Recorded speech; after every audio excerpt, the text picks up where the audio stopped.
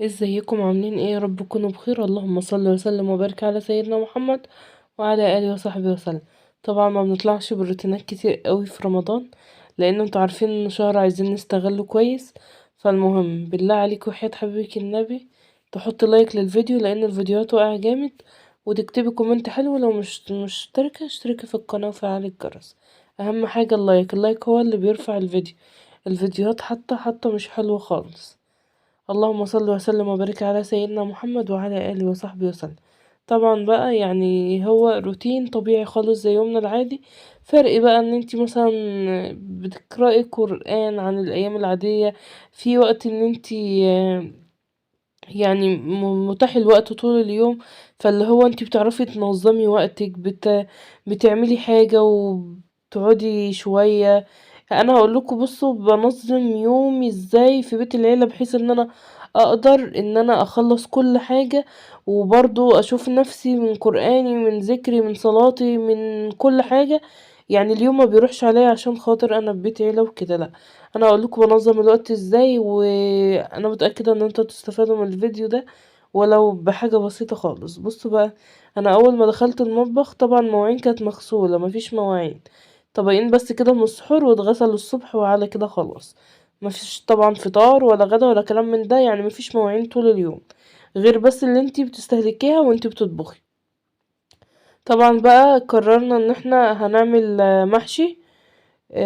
فقلت هعمل التسبيكة الأول كده، أو يعني قبل أي حاجة كنا باعتين مثلا، يعني باعتين نجيب لحمة. وقلت على ما تيجي أكون عملت التسبيكة بتاعة المحشي واستغل الوقت. المهم بقى فرمت بصلتين كده في الكبة، وطبعا كان عندي شوية بصل في الفريزر، فقلت أعمل بصلتين طازة عليهم، هيبقى طعمهم حلو. المهم بقى حطيت شوية زيت وعملت البصل. وطبعا احنا بنحب نسبك للحاجات، يعني بنحب نسبك للخضار. معظم الناس دلوقتي بتعمل ني في ني، انما احنا ما عندناش الموضوع ده خالص، لا. حماية وحماتي عايزين كل حاجة تسبيك. يعني عايزة اقول لكم، حماتي عايزة البصلة تتحمر كمان، يعني في الخضار العادي عايزة البصلة تبقى احمر خالص يعني. انا بحبها مصفرة كده، ما تكونش متسبكة قوي، يعني ما تكونش تقيلة وفي نفس الوقت تكون حلوة، يعني وسط. لا، هي بتحب الحاجة متسبكة جدا ويعني مخدومة زيت شوية. المهم بقى انا حطيت الطماطم، فرمت درق طماطم كده وحطيت كيس كمان. المحشي بيحب الطماطم، والطماطم اللي انا فرستها معاكم في القناة دي بص بتنفع جدا جدا. اقرب مثال ان انا حطيت الكيس، ما عدتش ادور بقى الطماطم هتكفي مش هتكفي، لا، هو انا عملت اللي عندي. وطلعت كيس عليهم وخلاص كده تمام. سبت التسبيكة تتسبك براحتها. كانت اللحمة جت. طبعا كتير بقى بيقولوا ان اللحمة ما تتغسلش وكده، بس انا عندي وسواس، عمري ما اعرف اطبخها من غير ما اغسلها، حتى لو هي هتضرني، بس اكون كده ايه مطمنة مرتاحة كده. ان انا اعمل اللحمة كده من غير ما اغسلها ما اعرفش خالص يعني، لازم اغسل كل حاجة. المهم بقى التقطيعة بتاعتها كانت كبيرة قوي، فقلت ان انا هقسم التقطيعة بتاعتها دي. طبعا ما بنعملهاش بتقطيعة الجزار، بنعملها قطع ايه متوسطة حلوة كده، وانتوا زي ما انتوا شايفين يعني مش صغيرة، قطع كبيرة ما شاء الله. طبعا بقى اللي جاب لنا اللحمة كان جاب لنا فيها حتة عظمة، بيحبوا يجيبوا مثلا حتة عظمة كده مع اللحمة تخلي الشوربة سمينة كده وحلوة. طبعا بقى انا كنت بسلقها، حطيت مية تغلي ونزلت باللحمة كده، وبعد ما بنزل بيها وبسيبها يعني قيمة مثلا دقيقتين كده، بتلاقي بقى الرغاوي طلعت على الوش بتاع المية بتاعتك اللي هي الزفارة. الزفارة دي انا بفضل قاعدة جنبها كده واقفة، ما تنقلش منها، اشيلها اول باول. لازم الحركة دي، لو مشيلتهاش بتلاقي الشوربة معاكي زفرة، واللحمة ريحتها زفرة، والموضوع معاكي مش حلو خالص. دي الزفارة بتاعت اللحمة بالكبشة كده، وبشيلها كده اول باول، بقعد اجمع شوية واشيل، واستنى اما اتجمع شوية واشيل لحد الشوربة بتاعتها ما تكون رايقة زي ما انتوا شايفين كده. كده بقى خلاص اطمن احط حاجتها. طبعا ما بتحطيش البهارات ولا اي حاجة خالص غير لما بتشيل الزفارة بتاعتها، لان انتي لو حطيتي البهارات بتاعتك والفلفل والحاجات دي بتتشال مع الزفارة دي، وانتي بتشيلي الرغاوي دي. لا، انتي شيلي الرغاوي، صفي الشوربة، تبقى الشوربة معاكي حلوة كده. بعد كده حطيلها بقى كل حاجة انت حباها. حتة فلفل خضرا دي بتخلي ريحتها في حتة تانية. بصل، طماطم، حطيت حبهان، كبابة صيني مستكة، وحطيت حتة قرفة عيدان صغيرة قوي، ورق لورا، ورشة جوزة الطيب بسيطة قوي. وخلاص سبتها على جنب. طبعا انا مش سبتها وجيت للمحشي على طول، لا، انا رحت صليت وقرأت شوية قرآن. يعني قبل ما اعمل المحشي ده قعدت قرأت كده الورد اليومي بتاعي. وبعد كده قلت بقى ايه، هعمل المحشي عشان ما نتأخرش، طبعا لسه هنلف وبعدين نطبخ. واحنا بنحب نسبك المحشي زيادة عن اللزوم، بمعنى ان احنا بنسيبه كتير على البوتاجاز. فالمهم بقى، يعني هو اليوم طويل ما شاء الله، رمضان تعملي حاجتك براحتك.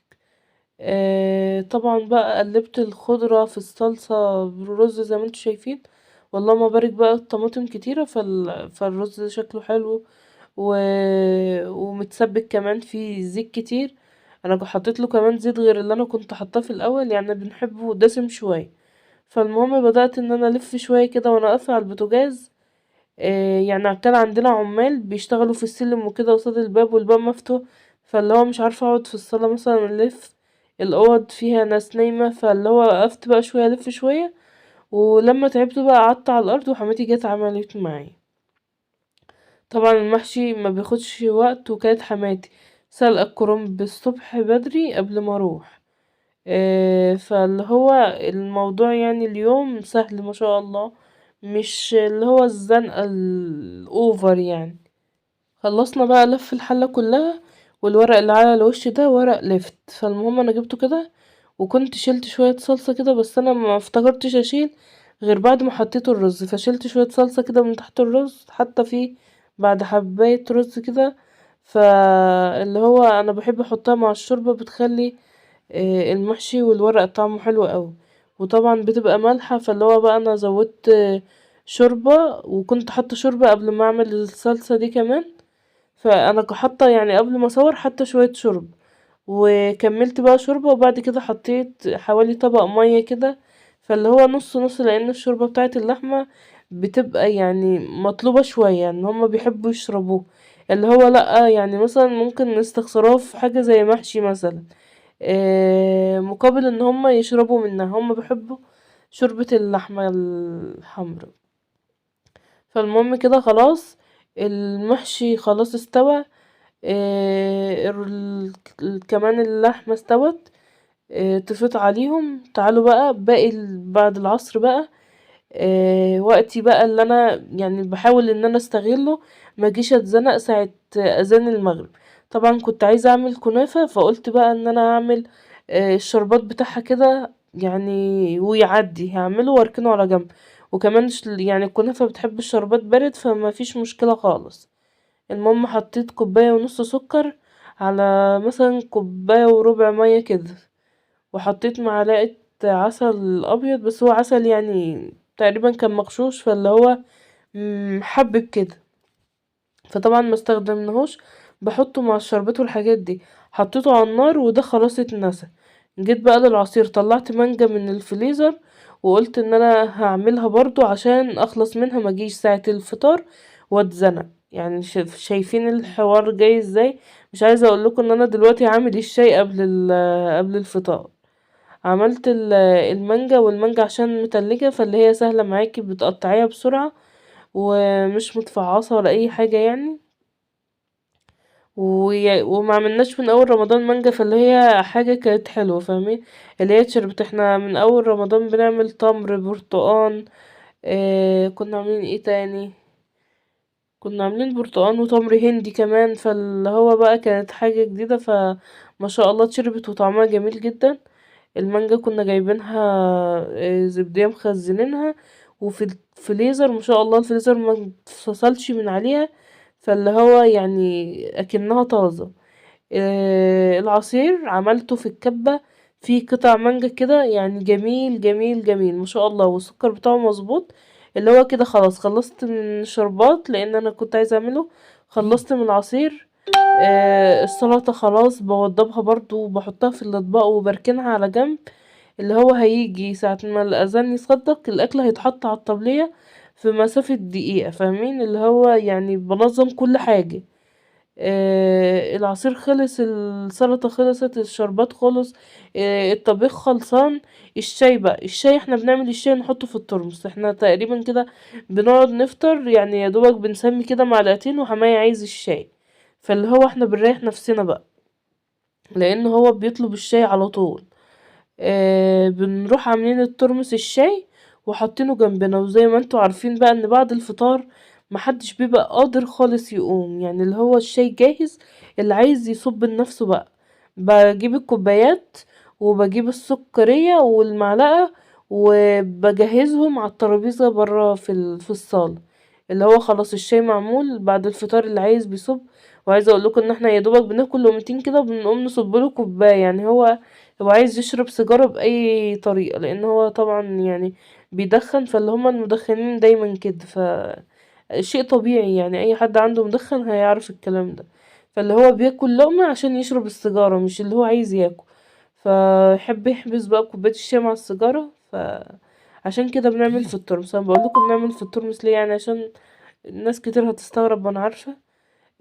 المحشي بقى غرفته كده خلاص، القرآن كان بيصدق، كل حاجة جاهزة يعني خلاص. يلا يا أسيل أنا مطلعة العصير برا على الترابيزة، السلطة على الترابيزة، الشاي على الترابيزة، فالطبلية اتحطت خلاص، يلا ناولوا لبعض السلطة العصير.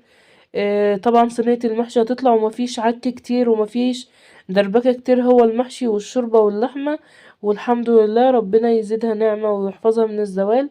حطينا الطبلية، احنا كده كنا لسه بنحط وكنت جايبة الاطباق لحماتي بقى يعني توزع اللحمة وكده. جيت بعد الفطار وبعد ما فطرنا، طبعا كنت عاملة الشربات بتاع الكنافة، قلت بقى هعمل الكنافة كده على السريع قبل التراويح.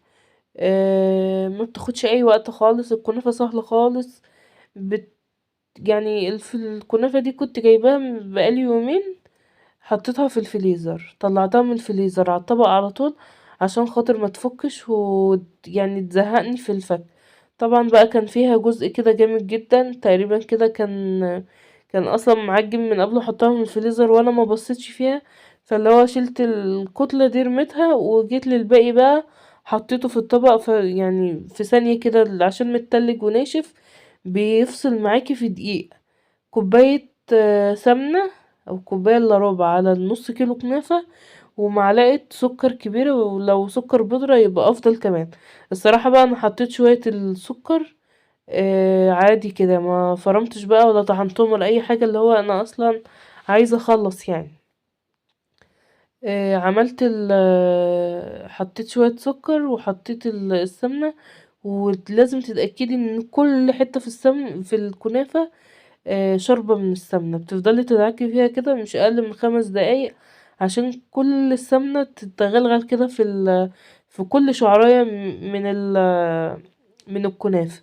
طبعا بقى يعني بكل قوتي بضغط عشان خاطر الكنافة تبقى متسوية وحلوة و... وتكون ماسكة نفسها كده، ما تبقاش اللي هو متفرفت. طبعا طلعت سخنة من الفرن ولونها جميل جدا وشكلها حلو. حطيت عليها الشربات وسبتها حوالي دقيقة مثلا كده، وبعد كده قلبتها على الصينية.